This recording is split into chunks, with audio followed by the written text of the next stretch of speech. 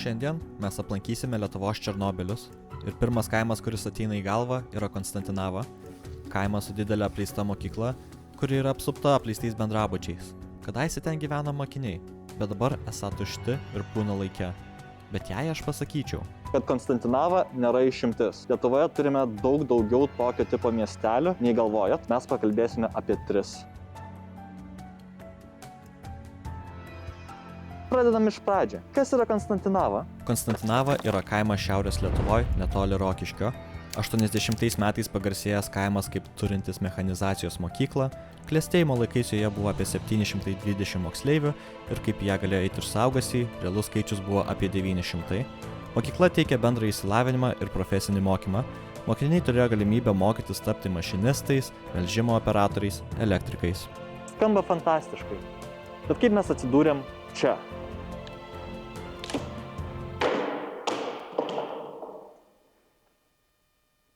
Ar gerai tai atrodė?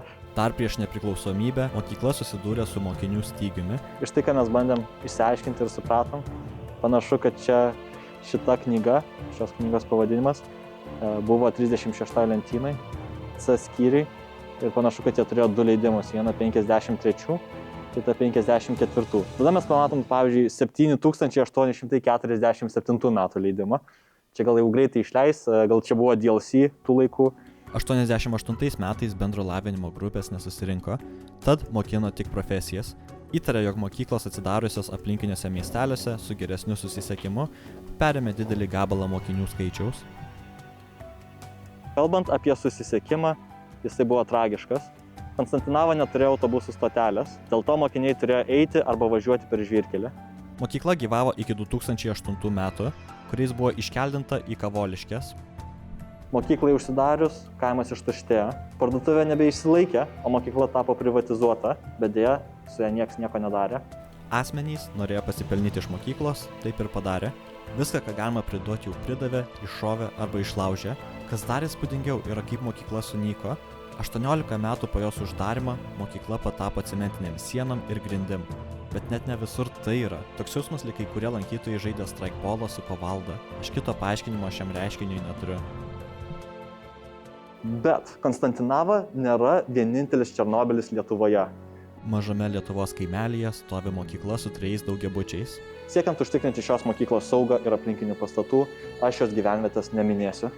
Mokykla neturėjo daug mokinių, klestėjimo laikais priimdavo po 160. Pasibaigus Sovietų sąjungai ir per reorganizavimą, mokykla susidūrė su iššūkiais, iki kol buvo privatizuota. Šios mokyklos istorija yra kitokia, kadangi susisiekimas buvo geras, mokykla neįsilaikė tarp besikeičiančių laikų. Konkrečios uždarimo datos aš neradau. Panašu, jog 2010 metais mokykla nebevykdė savo veiklos ir atleido likusius darbuotojus. Dėl mažesnio žinomumo ši lokacija įsilaikė puikiai.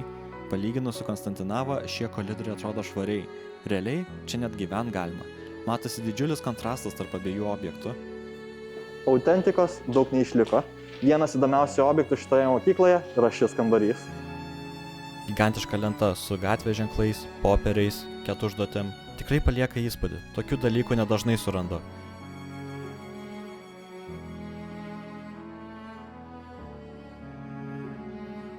Taip pat laiptinėje galima rasti įdomaus stiliaus paveikslus. O Rusyje galima rasti rankų darbo plakatus. Žiūrėk, seni. Žiūrėk. Tai čia mes turim moteris, jos daro tai, ką moteris daro. Čia mes turim moteris, čia tik moteris, bet čia rodo kaip sportuot, čia, ką čia daryti ir kaip daryti. Tai visai cool plakatas. Mes šiaip turim, atrodo, ten gal su vyrais bus. Čia toks išklijuotas DIY, bet čia su vyrais. Čia va vyras, čia va stiprus vyrai. Čia pusnagis vyras, čia kitas pusnagis vyras. Čia jau nuogas vyras. Čia pirma diena, kiek svarmenų reikia kelt, kaip kelt. Kas neišsilaikė, tai bendrabučiai. Jie labai sparčiai nyko. Pirmas matytas nuotraukas buvo net sunku sujungti su tai, ką mačiau prieš porą metų. Dabar vienas iš daugiabučių yra tik cemento blokas. Dėl vieno daugiabučio panaikinimo černobyliškumo skaliai ši vieta jau nelabai ten papuola. Panašu, kad kaimo gyventojai su tom bando tvarkytis. Paskutinė vieta šiam epizodui bus Politechnikos mokykla Rytų Lietuvoje. Manos jau matote sutapimus. Didelė mokykla, keli apleisti bendrabučiai ir užsidarius mokyklai viskas liko pamiršta. Ši mokykla nėra kažkom ypatinga, apart tom, kad gali pasivaikščioti tarp apleistų daugiabučių ir prilyginti ją su Černobyliu. Tai čia yra futbolo kamuolys, jisai puikiai veikia. Žaisim kvadratą. Jeigu nežino taisyklių, jisai žaidžias, kad aš metu į tą kvadratą ir tikiuosi aš pataikysiu, jeigu ne, tai... Oh my god! Easy! Iš pirmo karto! Užsidarė 2000 metais, kas ją padaro seniausia uždaryta mokykla šiame epizode, bet ji kažkaip išsilaikė geriau nei Konstantinavos. Mokykla po truputį tapo cementiniam sienam. Joje nieko įdomaus nerasi. Turime pasimatymo kambarį, taip pat turime aktų salę, yra sporto salė. Čia burekai kartais vaidenasi valgykloj. Turime rūsio salę, taip pat turime lengvą patekimą ant stogo. Kai kuriuose bendrabučio butuose dar gyvena žmonės. Panašu, jog gyvenimo kokybė nėra iš aukščiausių. Ten panašu, kad gyvena žmonės. Labai matosi ta socialinė atskirtis, kur vieni langai yra tokie plastikiniai ir gražūs ir grynai prie pat jų yra išdaužtas negyvenamas butas.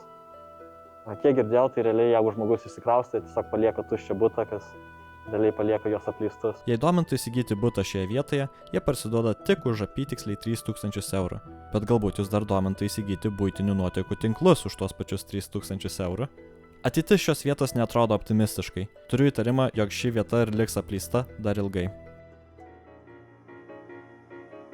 Norėjau praplėsti akiratį, kai kalbama apie Lietuvos Černobylius. Tokių yra žymiai daugiau nei parodžiau. Su mirštančiais kaimais tai tampa vis dažnesnė problema, kurią bando išspręsti ne tik Lietuva, bet ir daugelis pasaulio šalių. Šios mokyklos buvo pastatytos kitokioje ekonomikoje ir finansavimo struktūroje, kai keliauti buvo sunkiau, bet nemokamai išvežinėjo žmonės į Sibirą, tad nenuostabu, kad kaimuose likdavo daugiau žmonių. Gerai, tai mes dabar atliksime labai vyrišką dalyką, mes tiesiog mesime kamuolį į apačią.